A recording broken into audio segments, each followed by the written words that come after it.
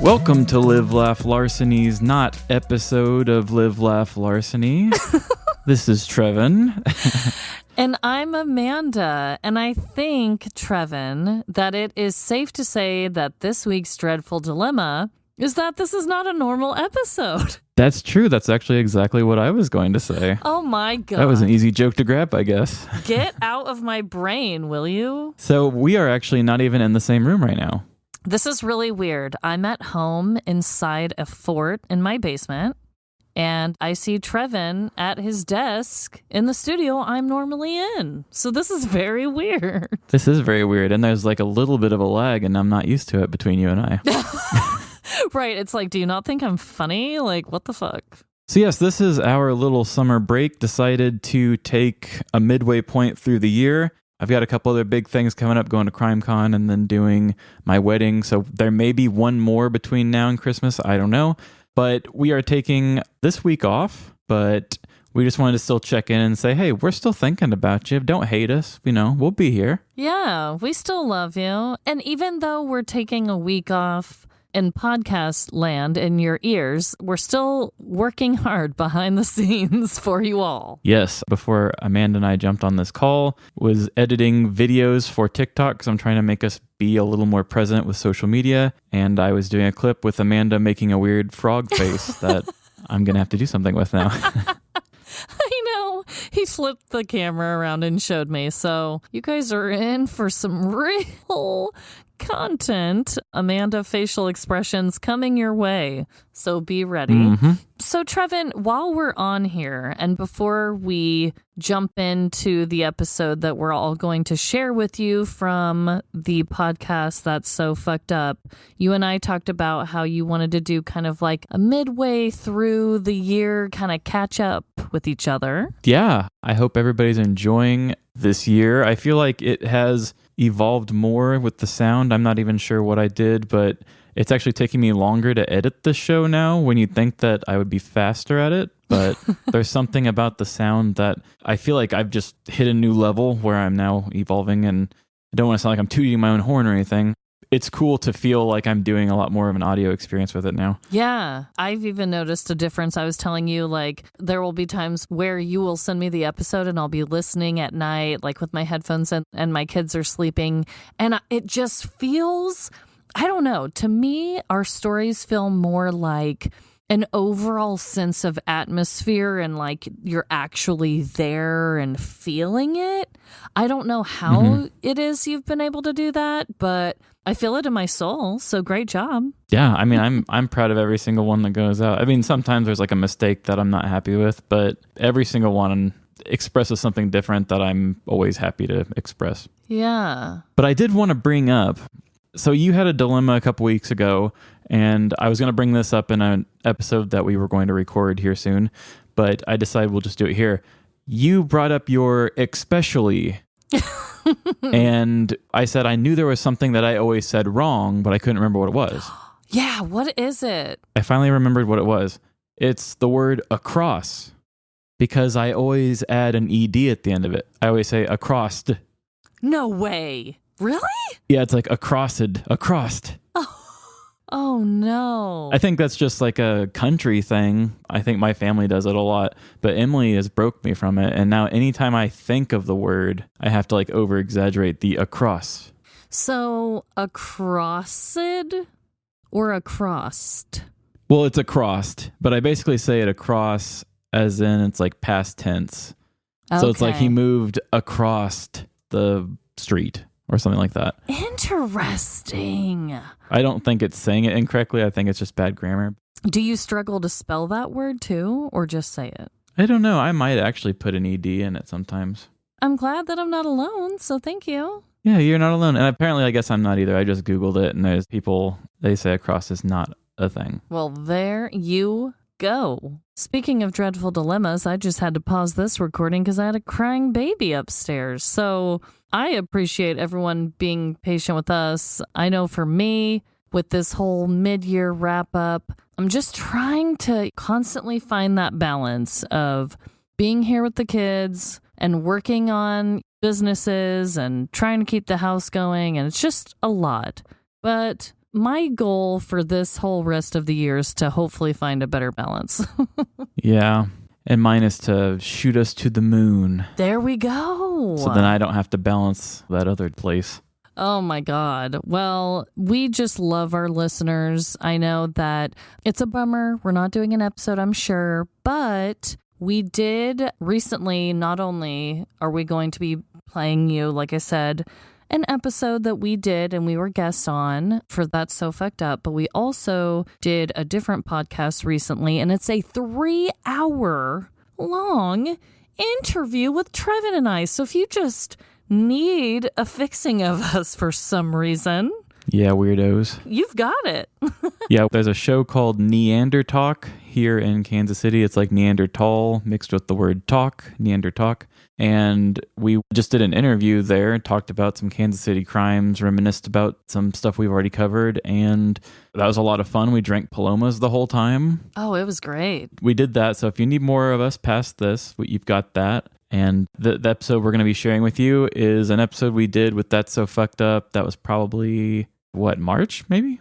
It's been a little while since we did it, yeah. They do some pretty cool stuff, really interesting things that I think kind of fit in with what we like to do with the macabre sort of like death-related stuff. And Ashley had us on to talk about, she had a Jarring Japan series where it was different Japan stuff. And we talked about the Fukushima tsunami, which was extremely interesting. I don't want to give too much of a spoiler, but there was a nuclear power plant right there where it was hit, and I didn't even know anything about that. Yeah, no, we both learned a lot that episode for sure. I remember a lot of it when she was telling us the things. You and I were both just like, what? That's a thing? Yeah. Like, I mean, I really, living in the Midwest here in the US of A, really don't see a lot of tsunamis. So it was really fascinating to learn just how many tsunamis happen over there as well. Yeah. We'll have links to go follow That's So Fucked Up. I'll put a link to find our interview with Neanderthal, and we're going to be a lot more present on social media, and I'm actually already starting this week off strong with social media. That's one thing I'm doing with this week to get caught up with. And so we'll be back next week with a new episode with new stories, and it's already a good one because I already have got about 3/4 of it done. Oh, man, I cannot wait to hear it. You know how I love to hear it once it's all done. Oh, my God. I'm just like a listener, I swear to God. I listen in and I'm like, ah! Yeah, I always love that. The sounds you do, you don't even know what you're doing until you hear them later. I really have a lot of blind trust for you, Trevin. I really do. That's true. I don't think I ever talked about this on the show, but there was one time where I had given you a list of sounds to do. And you were supposed to be a person who had robbed some people in just like one of our little side things that happened with the sound effects. And you were supposed to just be a person running off, and you were supposed to say, "See you later, losers," or something like that. And I had a typo that I didn't even know I had done. And so I sent Amanda the list, and then I went to bed. And the next day she sends me the sounds, and I go back to listen to them. And Amanda, full blown, acting it out, bolts it out and says, "See you later, lovers." And I was like, what the hell? Lovers doesn't make any sense there. And then I looked back and I had that typo of losers to lovers, and you just didn't question it because you're a committed actress and you just jumped on it and just went with it. You're like, I don't know why I would say lovers, but I'm going to do it. Oh my God. I completely forgot about that. That brought tears to my eyes because I remember shouting that in my closet. So yeah, there's a lot of really funny moments. I also remember, this is such good behind the scenes like sound effects tea right now. This is kind of fun. But one time I was in Colorado and we were visiting Jordan's family, and I had some sound effects that I had to do. And this was a while back. I think this was my Ferris wheel fornicator story. Mm-hmm. And I had to do a lot of sex sounds. And I'm here at my sister-in-law's home Okay. And like trying to make these like weird, sexy sounds in her closet in the basement, trying not to let her children or her or my kids hear me. It was really something. I just imagine that from the other side. Somebody slowly walking past and just hear you in the closet going, and just being like, I'm going to walk past this real quick.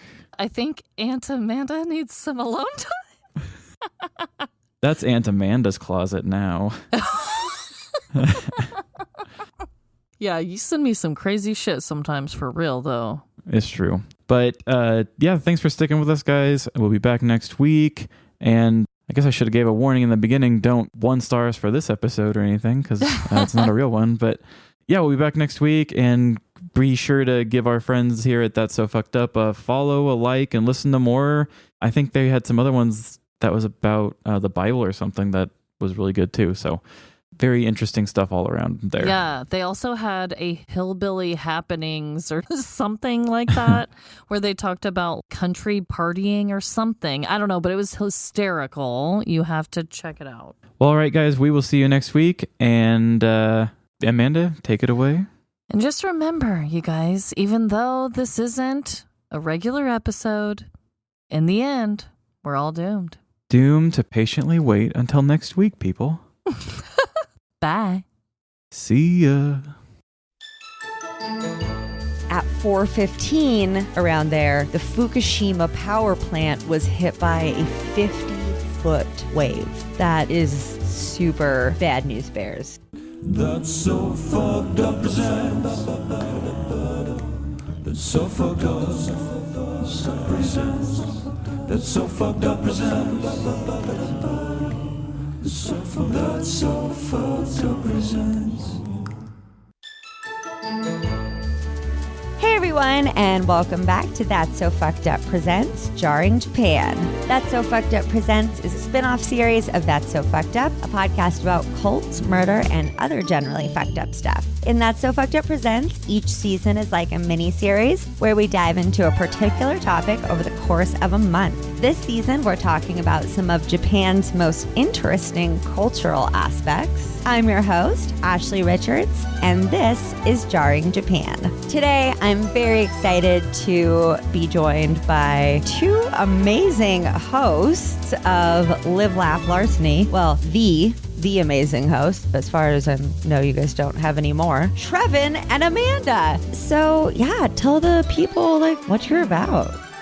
Okay, well, Trevin and I, we've been friends for quite some time now. Gosh, I don't even know. Has it been like 7 years, Trevin? Yeah, 7 is about right. We wanted to do a podcast together, but we wanted to kind of take a unique spin on the traditional true crime comedy shows. So instead of talking about heavy subject matter, we wanted to spin that around and dive into petty crimes and tell them in a more dramatic tone. I was more of true crime. Trevin was more into comedy. And then Trevin, do you want to tell them all about like your music and sound effects and everything? Sure. So basically, I was always just trying to think of like how to make a different kind of comedy show. So I thought it's really funny to hear those true crime podcasts that kind of take themselves a little too seriously, the really cheesy like investigative discovery documentaries series. And I thought, okay, a lot of them will have like those really cheesy reenactments and the goofy effects, and they're always so overly dramatic. So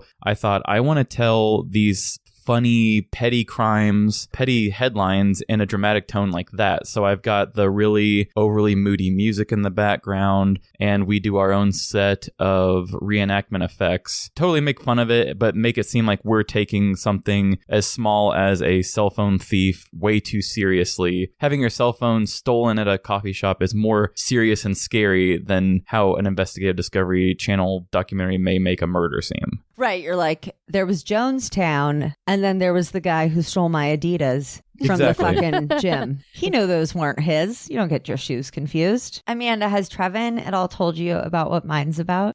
Yeah, I don't know if this little like special project is similar, but I've looked through a few of your episodes. Oh, I think she meant her actual petty crime story she's going to do. Oh, you're doing I didn't know you were doing a petty crime story. What? Surprise! I'm a guest on your show and you didn't even know. I surprise Amanda with stuff sometimes. Yes, he I blew surprises it. me with stuff all the time. No. That is totally okay. But no, I have no Spoilies. idea. Have you recorded it Oh. already? No, because when I make my script, it's bullet points, it's chronological. That's how I work. I don't write like essays and write dramatically and stuff. So I've been super nervous. Do I tell this in like a horror manner? Or like I knew what my subject was right away because I was like, girl, 8 years ago, you made some different decisions, you know? So I don't want to let the cat out of the bag, but I think it's pretty fun. And now I know where I'm going with it. I'm excited, but I've been kind of apprehensive because I'm like, I don't know how to do this. It's a challenge. You know, it's a whole new world. It's definitely a process. Yeah. If you're not used to writing it out in like this creative writing type of, over dramatic I'm not like novel an author. storytelling. I said, you know what? Yeah. I'm going to grab this bull by the horns. I'm going to give it a go. Well, me and Michelle both are, actually. A spoilie again. Oh, nice. Yeah. Jeez, no. We have different That's stories. amazing. We applaud you for going for it. I mean, we've reached out to, a variety of podcasters and a lot of times people will be like, oh, that's not really my thing, whatever. And this isn't most people's thing, but I love it when people take the challenge and every guest reader's story is slightly different. So don't feel like you have to fit any mold. Yeah. Just be you. Well, the funny thing is, I did say, I don't know at first, like literally just because I was like, oh, that's more work to do. But then I was like, you know what? Actually, this sounds pretty cool. I do like to stretch my creative limbs in different directions. It was a weird analogy, but Well, I you know. cannot freaking wait to hear your story. Well, you get to hear 2 stories from me because today you get to hear this story and then you get to hear my own personal story on an episode of your show. Today, we are going to be talking about Japan's infamous 2011 tsunami. I don't know if you guys remember this being in the news. It was a pretty big deal. Maybe you remember the nuclear disaster that ensued from the Fukushima plant. Big Yes. Yeah. radiation nightmare. That was a consequence of this tsunami that we're talking about today. This season is about jarring Japan. So, last week we talked about some of their more interesting and sort of inhumane game and reality shows. Hey, not just throwing them under the bus. We are not cool either. No. Because I was discussing it with somebody or they were like, dude, think about fucking Fear Factor. Oh, your worst fear is snakes? Well, we'll give you $10,000 if you let the world watch you stand in your worst nightmare for the next 3 minutes. Right. We love to see people suffer. It's crazy. Yep. I swear, I have a theory that if the Hunger Games came on tomorrow as like a real show and it was real people would be watching. Yes. Oh, 100%. Placing bets and shit. We as a human race are sick fucks, you guys. It's crazy. It's true. And this is coming from a true crime person who's just drawn to the most morbid things ever. And so it's like, I get it. But I it's not like I couldn't have gone and watched Gladiators, you know? Right. Oh, let's watch slaves fight to the death. I don't think watching humans or animals or living beings fight to the death is the same as me wanting to talk about a tsunami. So I'm going to go ahead and take us all out of that weird boat that I put us in for a second, okay? Because we're not watching the Hunger Games. We're all in that same team, right? Right. Oh, yeah. Somebody here's secretly like, well, I don't know. I might tune in. Trevin's like, Yeah, I'll just sit here quietly for a minute. Gonna see myself out. Yeah, so Japan, they have had some very interesting reality and game shows. So we kicked off the season with that, little yin and yang, dark and light. But now, I'm sorry, guys, there's not much to laugh about here. Got a little bit of the bummer end of the stick. yeah, that's okay. But my job is to try to not leave you totally depressed. So hopefully I can present it in that way with also just making this pretty interesting because I think what do you think of when you think of a tsunami? Instantly, what flashes into your head? I mean, I know we were kind of talking a little bit before we started recording, and we were talking about like the gigantic, waves, the water just shooting up, and how that's actually really not the thing that's the destructive part and all that. But for me, that is the thing that I think of. Is I think it was my husband showed me a video of a beach before a tsunami, and all the water kind of receded back. That is not a good time to go look at the seabed, ocean, my friends. And that's kind of my... That's not let's go explore what we normally can't see time. That's run for the fucking hills time. Right. Yeah, the receding water is terrifying. In some videos that I watched at the speed it was receding, because that's pretty unnatural. Usually the tide comes in, not the other way. Yeah, most people think of these giant walls of water immediately swallowing a city. And while tsunami waves can get pretty fucking high, that's not generally what causes these huge death tolls and the major destruction that comes along with them. So today we are talking about the 2011 Tohoku earthquake and tsunami in Japan. Is that common to have an earthquake and tsunami together? Yes, 80% of tsunamis are created from earthquakes, but the other 20% are due to natural causes like volcanoes, landslides, icebergs breaking, displacement of water. Okay. In a big sense.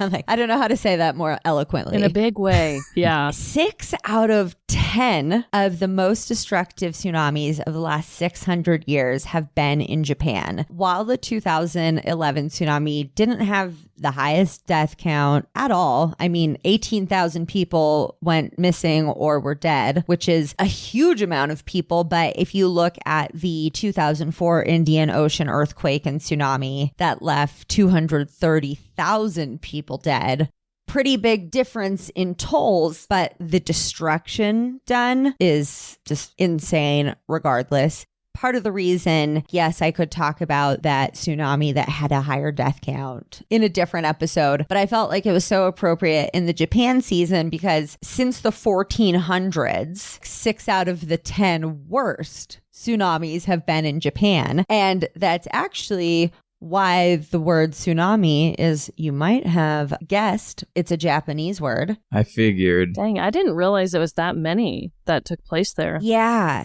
this was actually out of those 6 that were the most destructive, the most powerful, recorded at 2.9. We're going to take a quick commercial break, and when we come back, we're going to get into what the fuck is a tsunami? Do you find crime podcasts to be a little too murdery? Then take a break from all things heavy and get petty. Join us, Amanda and Trevin, as we share killer facts, dreadful dilemmas, and tell real-life petty crime stories in the style of an audio drama. There, sprayed all over the aisle floor and 8 display wigs, was a fresh pile of poo. Listen to Live, Laugh, Larceny on the iHeartRadio app, Apple Podcasts, Spotify, or wherever you get your podcasts. And we're back. Like I said, tsunami first originated from the Japanese, translating to harbor waves. A tsunami is caused by a vast displacement of water at once, and it's usually an earthquake. An earthquake occurs when tectonic plates in the sea rupture after years of applied pressure, and earthquakes are ranked on a scale from 2 to 9, with 9 being the highest. So this one was the fucking highest it could be on the scale. So wow, bad news bears. That's so scary. Ugh. Yeah, I was like having a lot of anxiety this morning, which isn't like, what? That's crazy. So unusual for me. But it was like a little bit extra today. And I was thinking, well, maybe it's because I watched fucking The Impossible last night. And then I've just watched an hour of fucking first account footage of this insanely destructive tsunami wiping out towns in seconds. I'd say that could cause some anxiety to occur. Like a little bit. Yeah. That scene from The Impossible, that first initial like hit and everything, that was pretty intense. Yeah, really famous clip. And I think that, part of the reason is why it's the height of the waves that get mentioned so much. Just a really long, powerful stream of water doesn't look or sound as intense as like a 50-foot wave. Although those size of waves are like definitely occurring, they have to have a reason to occur. They have to be funneled into a bay or something. That's what causes the height to happen, is the water funneling into a narrower area. Okay. But that scene is still quite accurate, because even if it say, honestly, like I tried to research and I was like, I don't have fucking time for this. This is not the goddamn tsunami I'm covering. I can't anymore. But it's not like a fucking 70-foot wave came and hit that resort that was right on the coastline that you see if you watched The Impossible. Great movie, you guys. 10 out of 10 recommend. Anxiety level 10 out of 10 as well. Oh, God. So if you're into that. You see palm trees starting to break, and then the structures just starting to crash because of the wave. But it's not necessarily because it's this huge wave. It's because it's a wave that is traveling up to 600 miles per hour. Whoa. And miles long. So that's the thing. The water comes in with such force, and it just doesn't fucking stop coming. It just keeps coming and coming. And then when it starts to get funneled in between buildings and houses and stuff, that's when you start seeing bigger, higher waves again, because it's getting put into those more narrow crevices where you then start to see those big splashes that everybody's like, whoa. Geez, 600 miles an hour. I can't even picture that in my brain. Yeah. And while most of them don't reach over 10 feet by the time they hit land, sometimes they're doing their thing out at sea and going kind of bigger, but sometimes it'll break and then start to go towards the shore. So it's not like you've got this 100-foot wall staring you in the face or whatever, like people imagine. Mm-hmm. It's like all momentum. Yes, exactly. But I did find this fucking insane. Are you guys ready for this? I don't know. I don't think I am. You're not going to believe it. Guess how many feet the largest ever recorded tsunami was. It happened in Lituya Bay, Alaska on July 9, 1958. Ooh. I'll say 300. Oh, God. I don't Go even crazy, know. Amanda. Go crazy? 1,000? 1,700 feet. Oh, damn. Again, another number I can't imagine. I know. My brain is broken. Apparently only 2 fatalities occurred. I'm guessing it's because maybe 2 people fucking lived there. I'm guessing it was just a very unpopulated area. Yeah. Makes sense. It inundated 5 square miles of land. Oh, my God. While I'm saying, like, it's not generally, it's not the size of the wave that counts. It's the motion of the ocean, is what I'm telling you guys. Literally, yes. I'll take it. Actually, what I'm telling you. But I mean, I think that's what fascinates a lot of people about tsunamis. No way waves get up to like 100 feet or whatever. Amanda, like you said, big bad sign is water starting to recede. Ocean water should generally be coming towards the shore. So when it stops doing that and starts getting sucked out, run for the hills. That's one of the first signs that... Oh, is it? Uh-oh. I was going to say, is that the first sign? Or is that it's too late to get to cover at that point? Dude, it's crazy. In some of these videos I saw, I don't know how people who are staffed at coastline resorts don't know this better. And I'm not going to lie, I might be conflating this with the 2004 Indian Ocean earthquake, because I was just into tsunamis for the past 24 hours. Somewhere in some time at some tsunami occurrence, resort staff was encouraging people like, oh, the seabed is fucking visible. You guys should go wander around and check that shit out. Photo op. Yeah. For the gram. And because they don't see 100-foot wall of water coming at them, they're not feeling like they're in any danger. Not a lot of people are dealing with tsunamis on a regular basis. So, it makes sense that people wouldn't know, like the tourists, but it would make sense for the staff to maybe just be like slightly informed about that. I would hope so. Maybe just like a 10-minute blurb during safety training. Yeah, like a throwaway little HR video. That's just irresponsible, okay? That was cuckoo bananas. Basically, a tsunami won't stop once it reaches land. It just continues inland, destroying everything in its path until it runs out of energy. The closer the cause of the tsunami, the more dangerous it will be The one that hit Japan was caused by an earthquake that was 80 miles out from the eastern coastline. 80 fucking miles away. So most likely that 80-mile away earthquake wasn't even much of a warning sign for the people there. They didn't really notice too much of it, probably.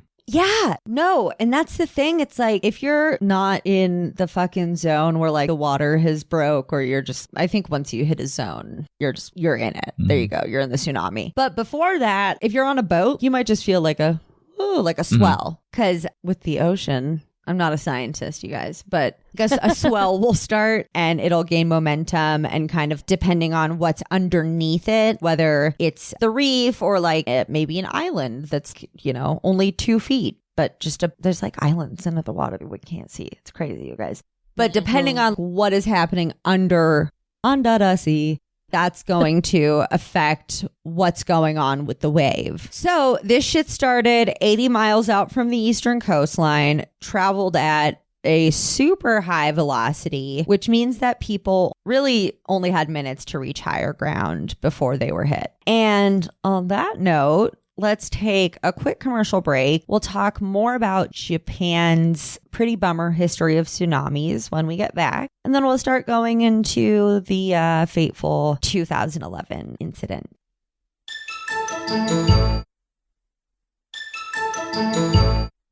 Okay, and we're back. So, Japan's location near the Pacific Rim is the main reason why earthquakes and tsunamis happen so often there. This is one of the most active plates in the Pacific Ocean. So, it's just bad luck geographically, essentially. They pulled the short straw with the plate situation there. The crazy thing, though, is that the people of Japan know the history of tsunamis all too well, as they have concrete scriptures dating back centuries warning them to not build their homes too low to the ground for fear of the huge waves. Some of these insane accounts happened in the 1400s. I like to throw a lot of numbers out on this show that are generally wildly inaccurate, but I feel like they happen maybe like once or twice every 100 years. Something just really pops off. Okay, that's what I was wondering. Like, if they're in like the worst location, I was curious how often they happen there. Is it worth to build? Quick rundown. The first most destructive tsunami in history was the one in Indonesia the day after Christmas.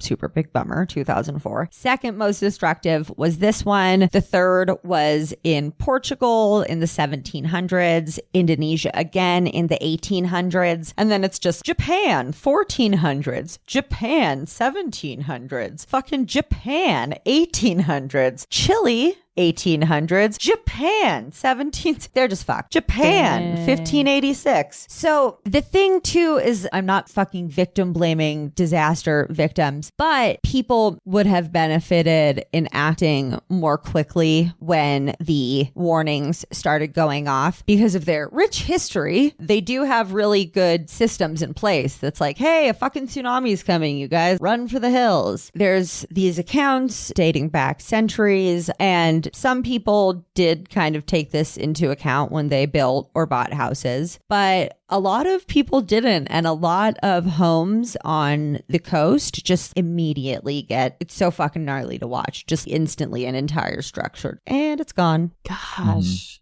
It's just hard to picture water being so strong, but when it's moving at that speed and there's so much of it, yeah. I mean, people do drown for sure, but it's usually they get impaled by debris because it looks like a fucking landfill moving through a town at hundreds of miles per hour. When you see the aerial footage, it's mind-blowing. Yeah, there's probably all sorts of stuff just coming at you, like cars and pieces of structures and, oh, God. Oh, yeah. Oh, cars just being picked up like little toys and just floating away or sinking. There was this footage that I was just nail biting. It's this guy in a fucking car floating through the other houses that are not houses anymore and cars. I'm like, is that a dude in a fucking car? Is that guy in a fucking car? And then I see like the windshield wiper go again and I'm like, oh my God, he's in the car. And then thank God they put like, the man who took this footage did escape. Okay, because he definitely looked like he was going down with the fucking ship. I was like, how's he getting out of that? Right. Ugh, just terrifying. But even though they are pretty well prepared for tsunamis, there was just no one could have predicted the magnitude of this earthquake in 2011.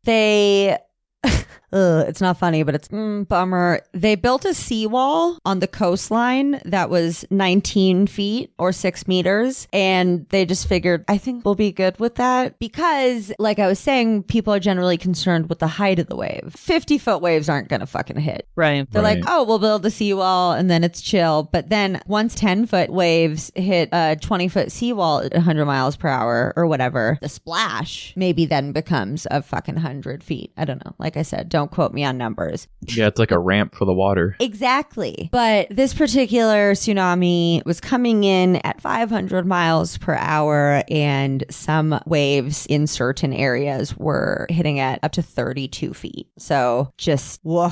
Yeah. So we're going to get into the timeline of March 11, 2011, and I'm just going to kind of walk you guys through like a very sort of minute by minute, hour by hour account because of just how quickly and insanely everything popped off. So it's 7 a.m. that morning. They show this guy. He's at the beach. It looks beautiful. He's like, it's a great day for surfing. At 2:45, an emergency earthquake issue is alerted. And 1 minute later, intense shaking begins and continues for 6 minutes total in the city of Sendai. Now, my timeline is a little bit generic with locations because I didn't want to get too bogged down with minutes and locations, and then it just becomes a lot of fucking numbers and shit that I'm throwing at you. So it's not like this exact experience is what every person in every bay or part of the coastline was experiencing, you know? So in Sendai, the intense shaking at a 9 on the Richter scale went on for 6 minutes. At 2:49, just 3 minutes after the shaking began, massive tsunami warnings were issued. You didn't even have time to process the earthquake. It's like, while the ground is shaking, try to run for your life up the hill because water is coming. But a lot of people, despite, knowing the history, didn't attempt to evacuate quickly. There are people just kind of watching the water recede, and you can hear people on megaphones like, please get away from there, get to higher ground. And they're just kind of standing, watching. And I think it is because the water receding, it doesn't look so threatening. Right. Big waves look scary, and just an inch of water on the ground does not. Exactly. But by 3:06, strong intermittent aftershocks were happening. And by 3:20, the water had risen at least 10 feet, which is 3 meters for any of our non-American listeners.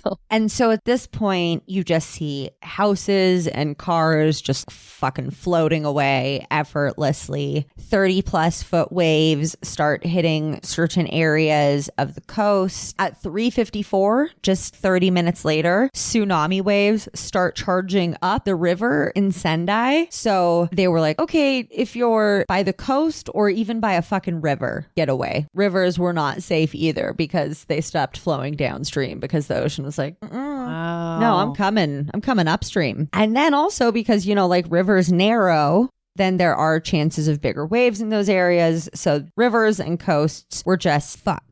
And then as the water is flowing faster between the buildings and the obstructions, it starts rising exponentially as well because it doesn't have as much open area or whatever to disperse to. So people are trying to evacuate by car and their fucking cars are getting washed away. I was watching and I see this person get out of their car and I'm like, I know that you can't stay in the car because you're fucked, but where are you going? Right. Because you are on ground level and now you're just not protected now you're just a person on ground. I was like, I know. Oh my God. This should be a video podcast because the amount I'm grabbing my hair and stuff, it's just so stressful. And yeah, I don't know what I would do. I might have ditched the car too. I'm like, who the fuck knows? Are people like in these areas, are they just told, is the only thing you can do is just find higher ground? Is that just the main thing you're supposed to be doing? Try to go inland Okay. as far as possible or get as high as possible. Okay.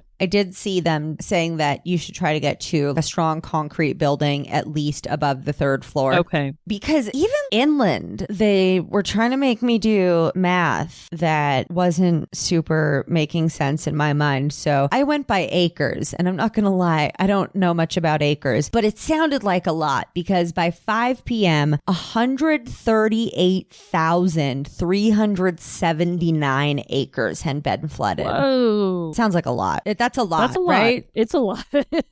Yeah, that is a lot. At 4:15 around there, the Fukushima power plant was hit by a 50-foot wave. That is super bad news, bears. And was that pretty far from the shoreline, I imagine? Oh, no. That baby was the power plant. coastal. Okay. Yeah. It was like right there. So as you can imagine, hospitals are overflowing. The shelters are packed. Phone lines aren't working. There's no water and electricity in many parts. And at night, on some parts of the coast, it got below freezing. I mean, people were just suffering in so many manners. In the shelters, they were low on food supplies. Early into the second day, people were using curtains as blankets. And just even the cities like Tokyo were just total chaos because obviously people are flowing into where there's civilization and access to fucking doctors and all that shit, shelter. And aftershocks continued into the night with 221 aftershocks over 5 magnitude. So just like 1.5 magnitude earthquake would scare us. Me. I can't speak for you guys, but that's enough to be like, holy fuck, like what, dude? Yeah, that scared me for sure. That also just kept happening. So how traumatic is that? Like, these people cannot catch a break. No, Wow. Because then large fires start breaking out over wide areas, which are like, how is that even happening? There's water everywhere. Mm-hmm. But, you know, like power lines burst and then there's fucking structures made of wood. And I'm not a scientist, but, you know, it was just chaos on every level. Okay, so let's take another quick commercial break and we will be right back.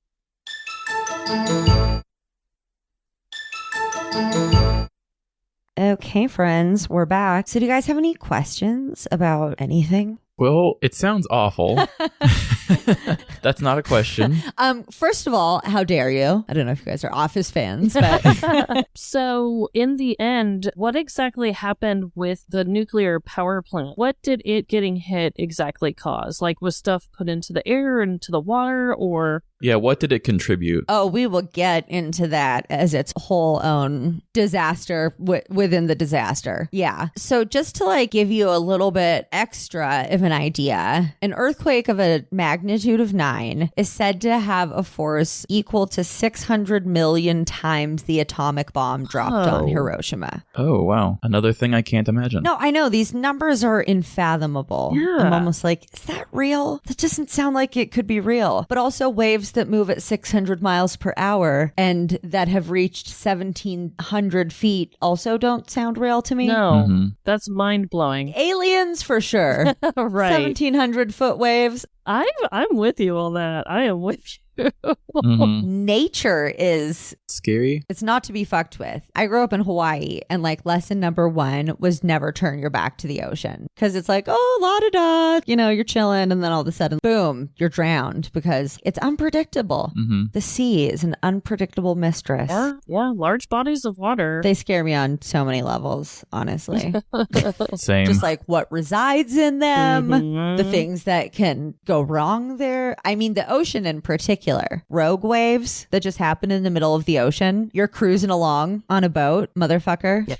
On a boat, and then just like 100-foot wave comes like out of nowhere. It's not like it commonly occurs where that happens. Yeah. with, you know, people, but just the fact that it could. I don't like That that. is I don't like bananas. that one bit. I just don't like that it's happening. No. And it makes me want to stay out of the ocean. No? It's a chance I don't want to take. Yeah. Sharks that came randomly, but they live in the ocean and they're kind of just like my worst fear, even on land. They're going to get me in a pool somehow. I don't know. Land sharks. They are after me for some reason. So as this is happening, there's some really good documentaries on YouTube where you can see people who took footage with their cell phones and stuff. And you can see like the fucking ground literally splitting in fucking half. It's just really nutty to see. So I recommend, even if you guys and anybody listening doesn't want to put an hour into watching tsunami footage. I understand that, but just even watching like a little bit just to get a visual idea, because it's hard for me to even describe when you're watching, you know, because obviously you guys aren't grabbing your heads and stuff while I'm telling you, but I am, because I see it in my mind's eye. Yeah.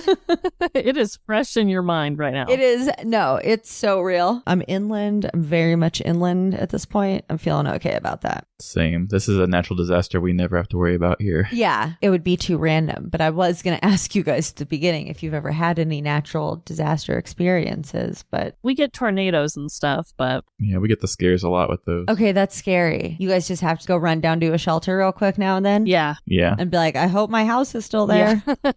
Yeah. Fuck. Luckily, I've never had one get super, super close. But yeah, we're constantly having the tornado sirens go off and have to go in the basement. Whoa. That's crazy, you guys. I don't think I could live somewhere like that.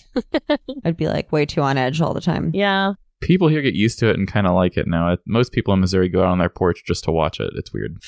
Again, people are dumb. That's like the people watching the tsunami being like, no, it's chill. Yeah. It's going to be fine. And then literally 10 seconds later, they're watching entire cars and villages be washed away. It's like, it's not fine, you guys. You know what? It's all fine until it's not. Right. That's the thing. Until somebody gets their eye poked out, it's all good and dandy.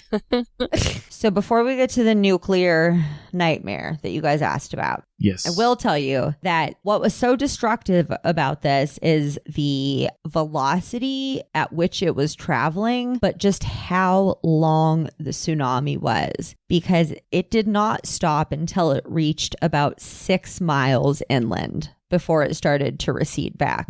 A 6-mile wave, essentially. I would think maybe like head a couple miles inland and I'm probably good. No. And it happened so quickly that people were like, all right, let's get the fuck out of here. I'm gonna hop in the car. You know, let's drive for the country. And it just happened so quick that a lot of people did not have that chance. Yeah, 6 miles is no joke. I'm trying to think of what commute I do that's about 6 miles. I'm just trying to imagine that. It's not close. You're like, oh, that's not that bad. But it's a good distance for sure. Around 3:42, we get the wave that hits the power plant. So the 3 active reactors cooled by the diesel water pump are now in danger of shutting down, because in order to remain active, the generators have to stay dry. And swamped by the wave, the diesel generators are destroyed. And there's only one cooling system left, which is battery operated and only has 8 hours charge. So Fukushima is close to having a full nuclear meltdown at this point. Basically, their worst fear was coming true because radiation began leaking. The radiation leak was given a natural disaster rating of 7, which is the same as the city of Chernobyl. Oh my God. Everybody fucking knows Chernobyl. Oh yeah. Everybody's like, Chernobyl, radiation.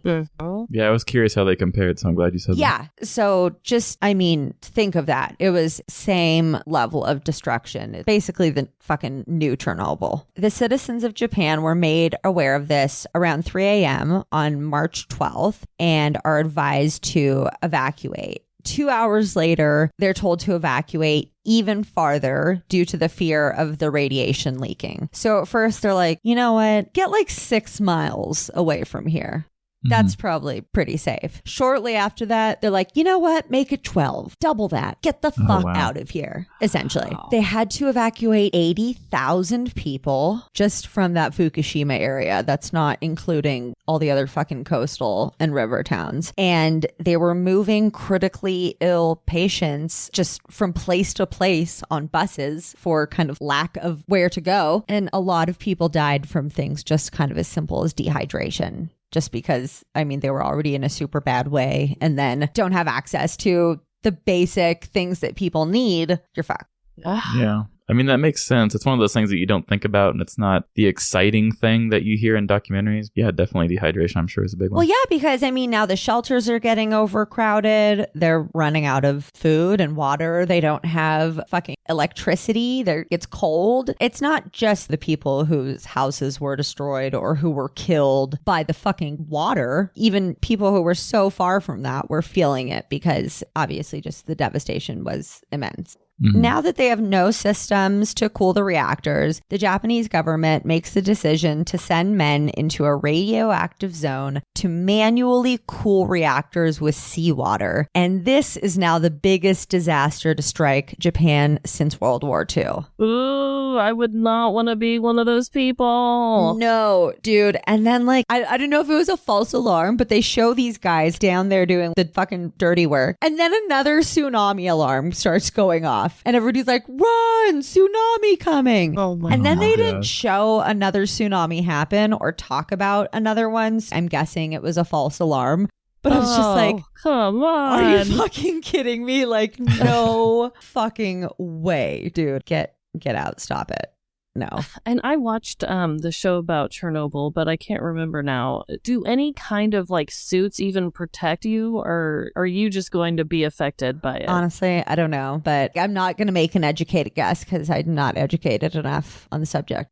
Do you remember, Trevin, you watched the Chernobyl thing? I did. I don't think that it helped 100%. Yeah. It wasn't completely, all of that radioactive proof or whatever. So it's day 2. The shelters are getting worse. Food is dwindling. Now, especially, things are fucking way gnarlier with the Fukushima disaster, and it's just looking really bad. Tens of thousands of people are still on roofs and shit, fucking waiting to be rescued, and there's just not enough people to do all of it. And it kind of hit its peak, and then by the 3rd day, they start getting some rescue relief supplies brought in, and the documentary that I watched focused on the first 3 days because that was kind of the main intense part of it. But after March 4th, 3 days after the incident, rescue efforts mainly halted. 18,000 people were either missing or dead.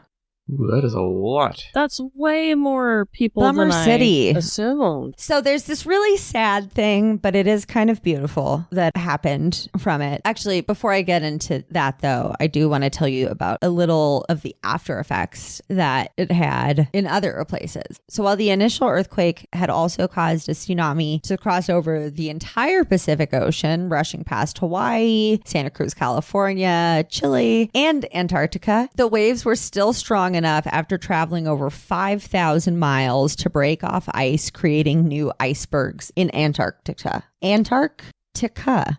Jesus, fuck, that's a hard one to say. The tsunami tore down or swept away thousands upon thousands of homes, buildings, cars, and streets. And what actually kills most people, if I didn't mention, is the debris, because you've got all this fucking planks of wood and trees and parts of metal from goddamn cars and shit rushing through the streets. So before you have a chance to drown, something's probably just going to fucking hit you. That's actually kind of, I think, the highest cause of death.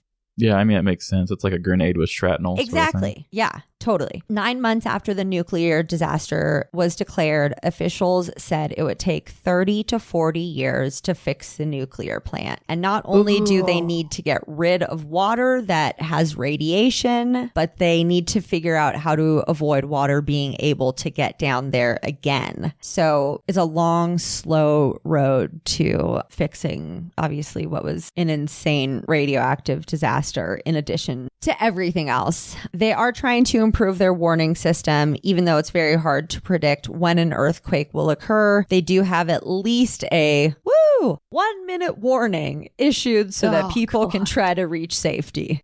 How helpful. Yeah, that is not enough. Not enough. Going back to the nuclear thing, you said 30 to 40 years to repair it, so they're not just going to take this as a sign and just go move it somewhere? They're just going to repair it where it's at? You know what? I don't know.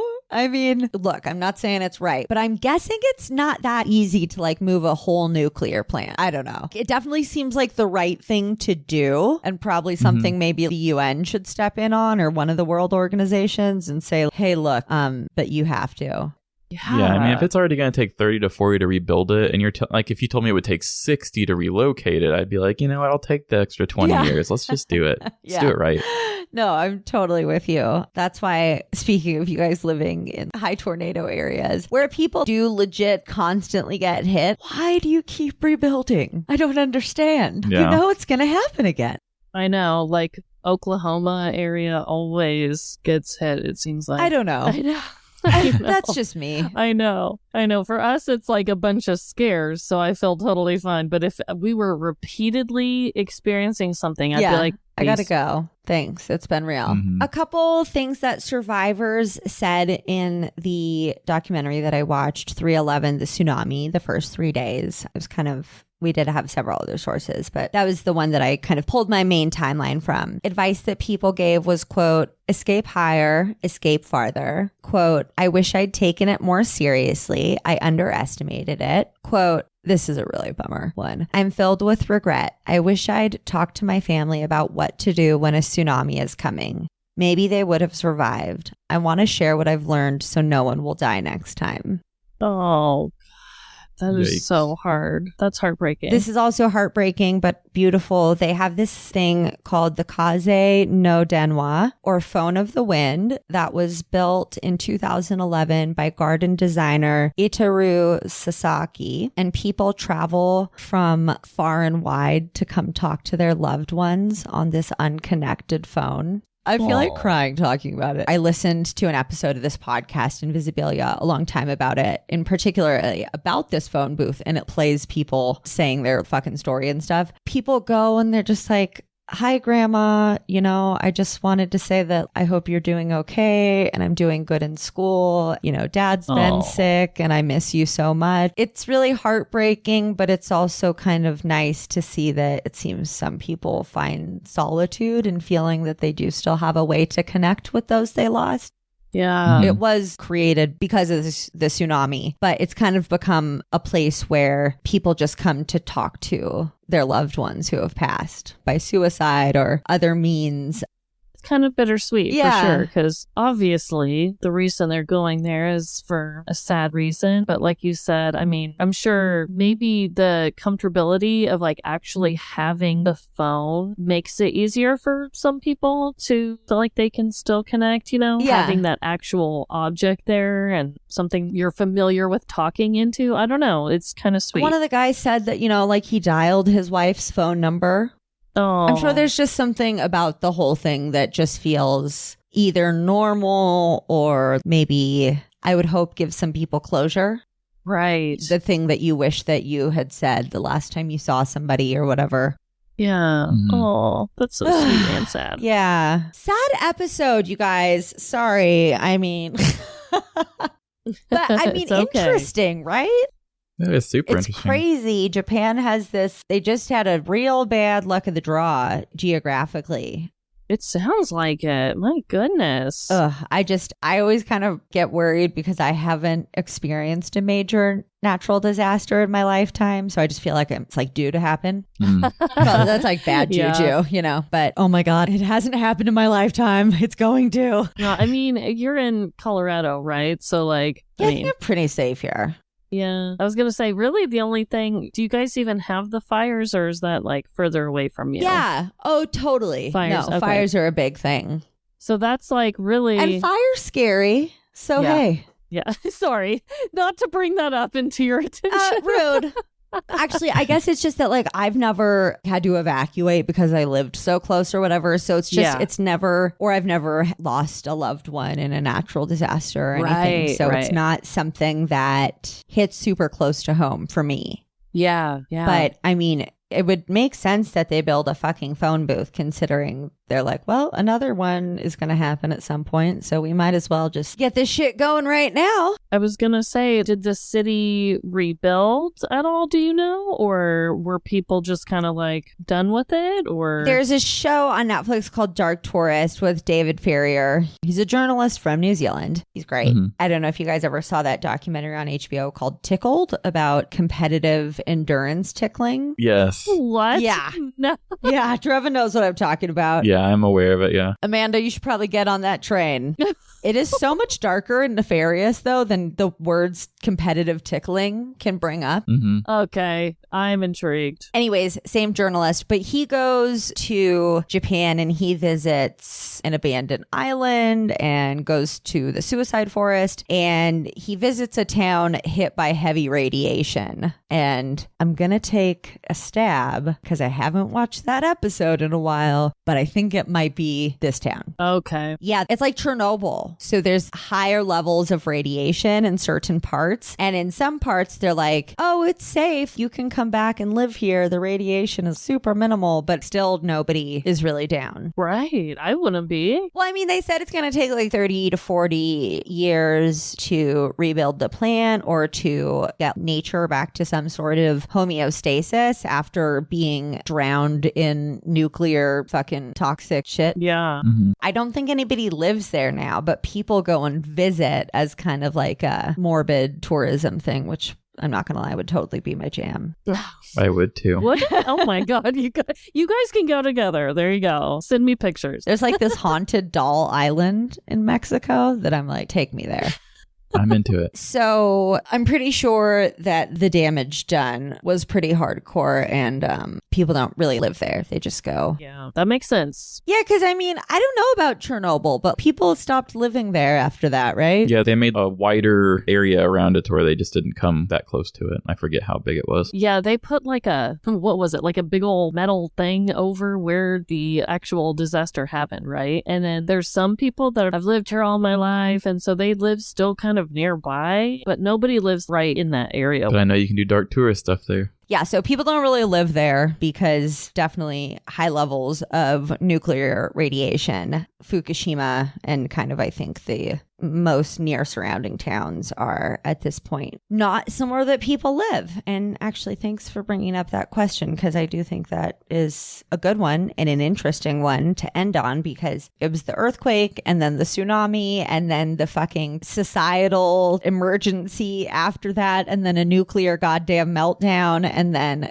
something in Antarctica. I don't even remember. We've talked about so much, but you know, it's like that shit was bananas. A lot happened. No, I definitely learned a lot too. I didn't realize that the water could travel that fast or get that high, or I didn't know that all of that happened. Who knew you were coming for a science lesson today? Yeah, for real. I didn't even know about the power plant though. Like I'm surprised when they did the reboot of Godzilla, they didn't just make that his origin. That would have made total sense. Ooh. I've never seen any Godzilla movies, but that would make sense. Yeah. Like a radioactive dragon. I mean, he was made by radioactive stuff in like the old 60s movies, but for the reboot of the new one, you could have used like a real natural disaster and kind of made it feel more real worldly. Oh my God, yeah. Until doing this research, I actually had no idea that this big radioactive disaster, because I actually did know about that. I feel like I remember knowing about that at the time, being like, oh shit, that popped off in Japan, and now that's going to have big effects on the ocean for everybody for a super long time. That was, I don't know, 11 years ago. So since then, I've never made the connection that it was those two things. So yeah. And our news cycle is so quick. Right. We brush things under the rug so fast. oh yeah, and that's why I don't watch the news. I have enough anxiety. Right. I'm sure you do enough research on disturbing things. They're like, this happened, and then something happens the next day. Yeah. I can't keep up. Well, you guys, thank you so much for coming on the show. This has been super fun. Thank you for having us. My gosh, it's even though this was a sad subject matter and very tragic, it was very informative. Yeah, and I love learning fucked up things, and what better show for fucked up things? Yeah. I mean, it's like murder is not the only thing that's fucked up. Thousands of people fucking getting violently killed by the ocean is also pretty fucked up. I would agree. Right? I mean, yeah, you guys are with me. So tell everybody where they can find you and listen and all that jazz. Yeah, so if you guys need, maybe right after this episode, right, we're feeling a little sad. If you want to come over and get petty with us, we, like I said, cover the more lighthearted stuff. But you can follow us on Instagram, TikTok, Facebook, Twitter, Live Laugh Larceny. And honestly, we're available on every podcast platform that I think we have found, right, Trevin? I mean, all the major ones. Yeah, if you find something where we aren't, I dare you, and also let me know where, and I will make sure I'm there. Yes. Ooh, same. Samesies. Right. I dare you. fucking come at me. Yeah. Somebody hold my earrings. Hold me back. Oh, and if you have a petty crime story you want to share with us too, we do take either listener suggestions from the news or personal stories like you yourself are doing. Woo! You can email us at livelaughlarceny@gmail.com as well. So people can send in petty crimes. Can they send in sweaty crimes? The sweatier and pettier, the better. Yeah. I mean, it doesn't have to necessarily be a crime. We do things that are just really petty stories of retaliation between other people. Yeah, if you want to make it sweaty. Mine's gonna be so good, you guys. I can't wait. I don't even know if it was petty because I think that man deserved what came to him. I'll just leave it at that. He had it coming. Okay, shut the fuck up. I've literally just sang the entire Chicago soundtrack to myself like 3 days ago. Full performance in my kitchen to no one. Ugh, so good. So yeah, don't pet the sweaty things. Sweat the petty things. There Wait. you go. Did I say that right? I think I fucked that up. I don't know, but it sounded good. Yeah. And while you're on the interwebs, going to their website and on the media that is social, also find us at TSFU the Podcast and TSFUthepodcast.com and TSFU the Podcast at gmail.com. Because look at all of us. Brand continuity. Am I right? Like, keep it simple. Oh, yeah. You can find us out there, you guys. That's that cat in the hat, because that's the best we've come up with. I suggested Life's a Bitch and Then You Die, and people thought that was too much of a bummer. So, Boo, I like it. I mean, I don't know. I don't know what you guys want from me. So, okay. I love you. Appreciate you being here. And we'll see you next time for Jarring Japan. Bye. See you.